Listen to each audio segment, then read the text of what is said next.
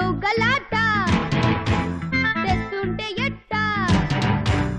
ఏదో గలాట తెస్తుంటే ఎట్ట నీకిది అలవాట వద్దంటూ ఉన్నా వస్తావే వెంట నా పరువు ఉంటుందా ఉన్న ఒక్క చెల్లిని ఇంత చిన్న పిల్లని నువ్విలా తిట్టినా కొట్టినా నువ్వు అంటే ఎంతగా ఇష్టమో చెప్పనా చక్కని బొమ్మనే